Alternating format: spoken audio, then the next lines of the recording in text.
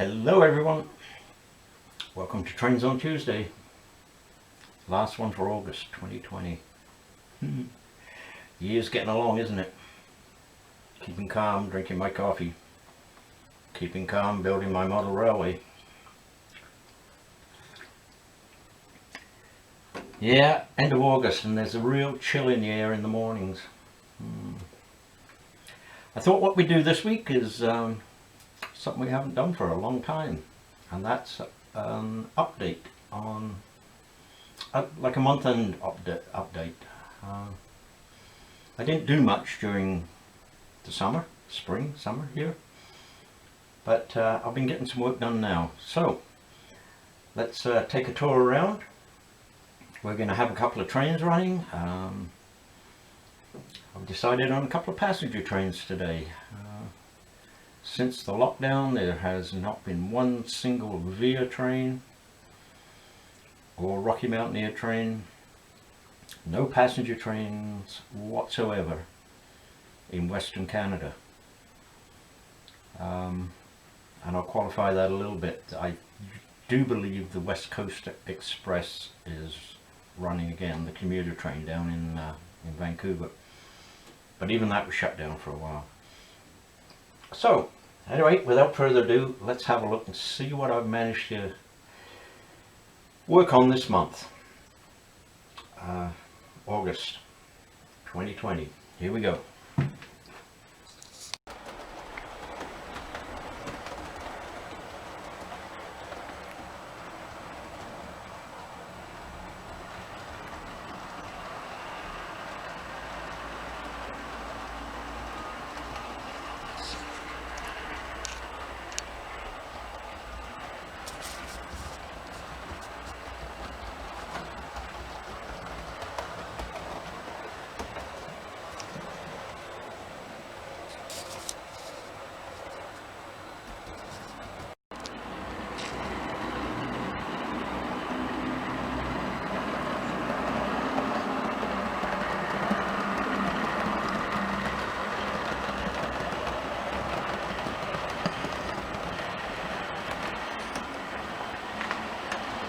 Now this area here has always been problems where the branch line diverges off the main line.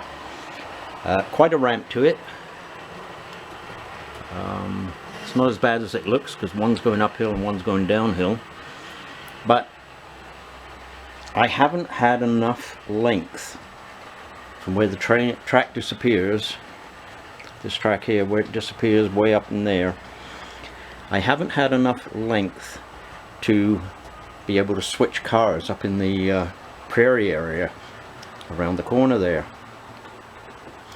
And also where the tracks converge here, if I do bring an engine down here and another train goes by, it's really close. So it's giving me problems, and here's my proposed solution. We're going to get rid of this turnout altogether, and we'll take that short left hand out and replace that with a curve.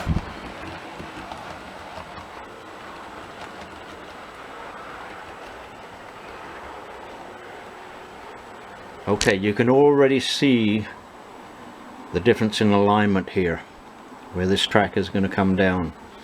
So we've had the backhoe out and we've done a bit of excavation here. We're looking for bedrock. Somewhere down there we'll find bedrock, and then we can bring the track down and meet this old piece of track bed I have here.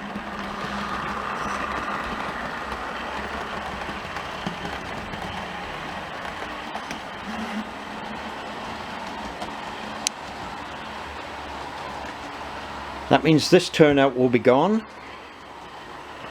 and this turnout will go into here somewhere, approximately here, and then I'll move this one back to run into there. That will keep me clear for switching. on the Prairie that keep me clear of the main lines. I won't have to stop trains on the main lines. And of course, along with that, we've talked about this before, and I haven't got very far with it, but this track here, which is the one that'll be heading off up the hill, this will be connected right through down here, and it will rejoin the main lines there.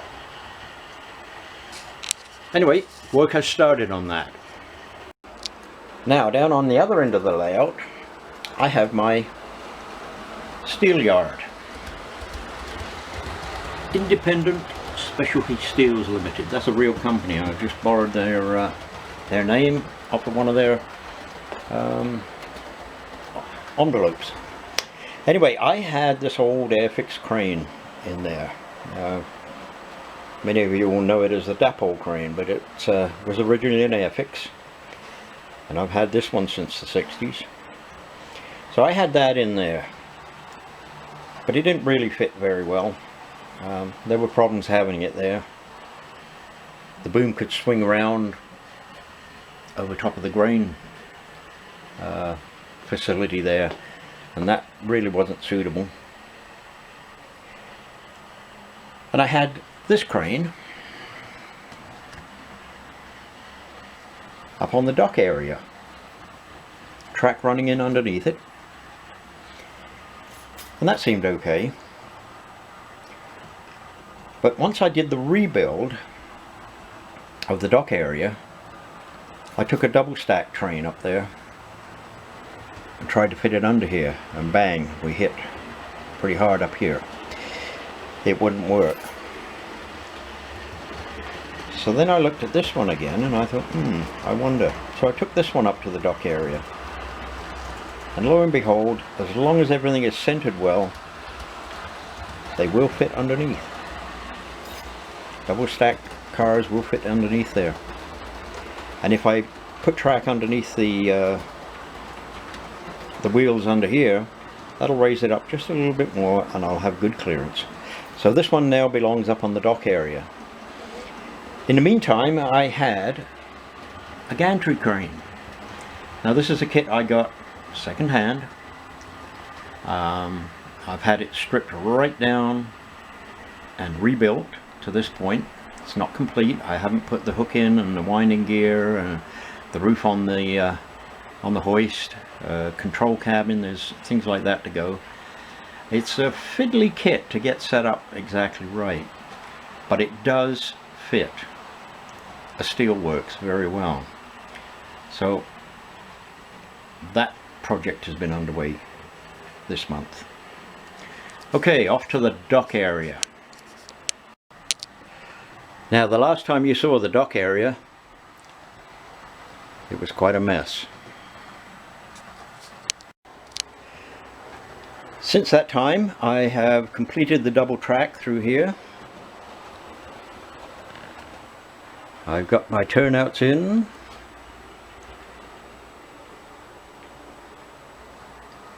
I've got my crossover in. And track laid right to the end of the board.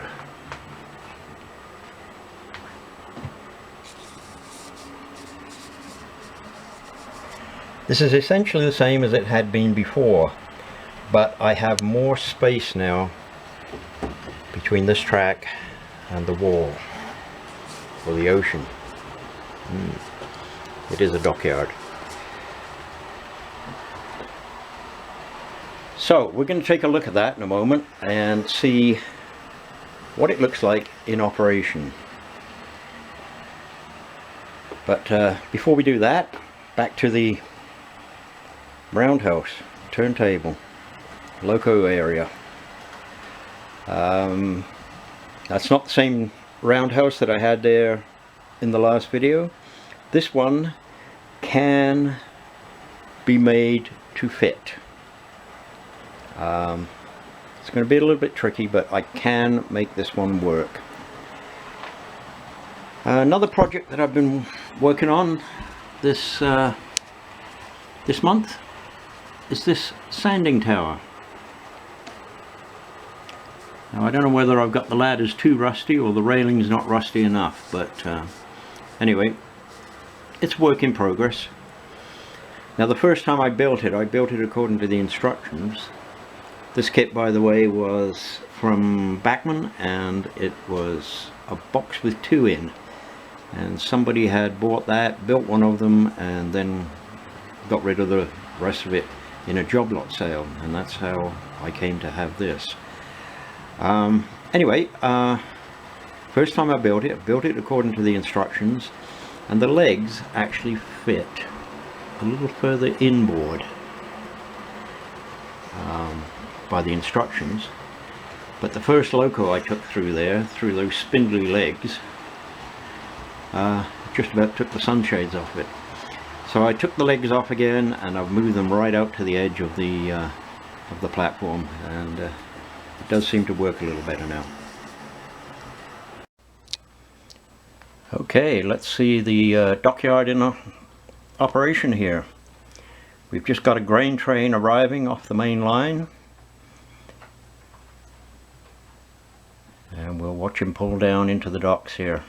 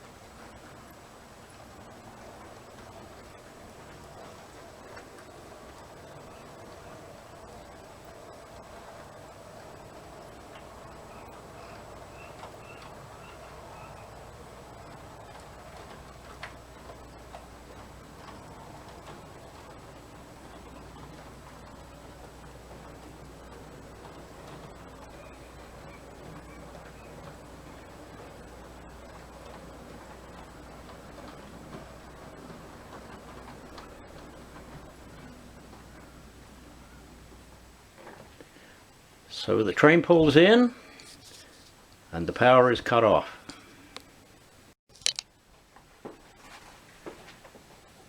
The power goes out through the crossover.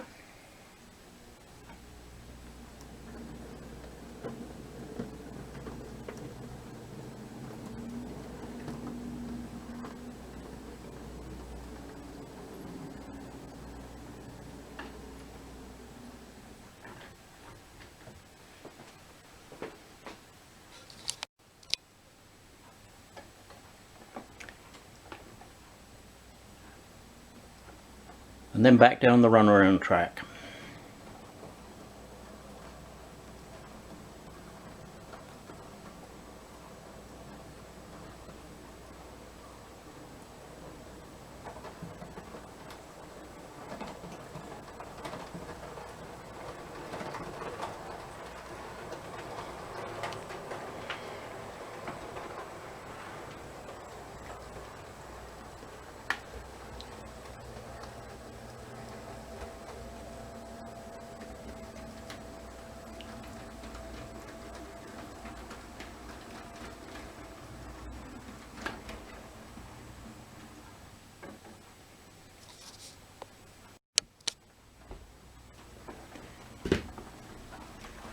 And then they pull into the loco servicing area, fresh sand and fuel.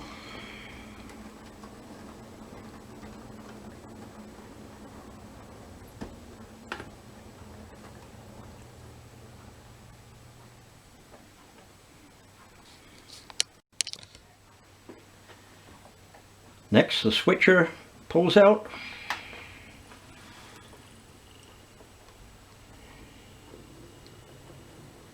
This is an Atlas model, undecorated. I want to get that one painted up into CN.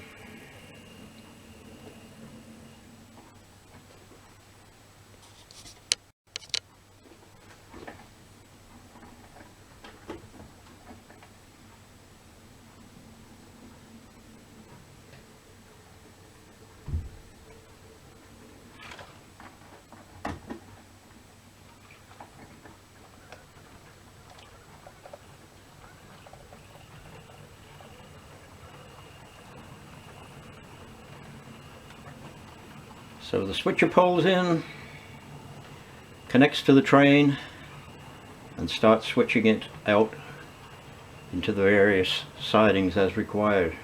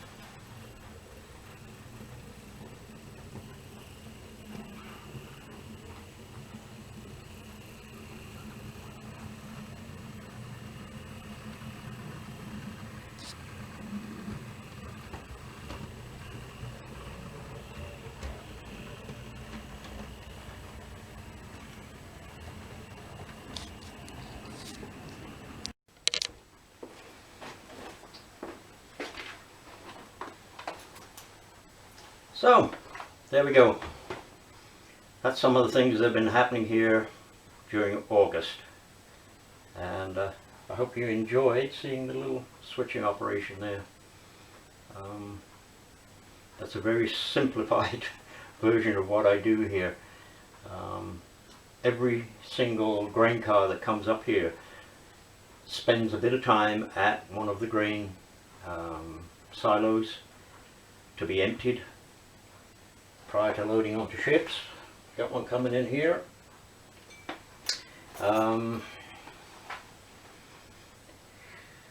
Every single one goes to the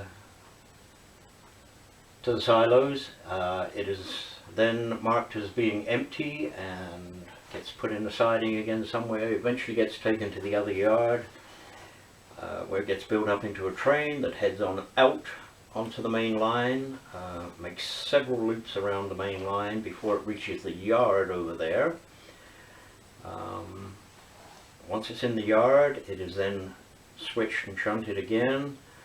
Some cars taken off, some cars put on, and it does another loop around many times around the layout before it arrives back up here at the Prairie. And as you remember, the Prairie area where I've done the excavation down there is where I've had problems getting these long trains up here, these long grain trains. And they go through the same process at this end. There are grain elevators up here, and every single car spends some time at the elevator. They switch back and forth. I don't just run them up here and park them and then run them back again. Everyone goes through the process of being loaded and unloaded. It's a lot of fun. Anyway, enjoy your coffee. Keep calm. This ain't over yet. And yeah, see you in September. Bye for now, everyone.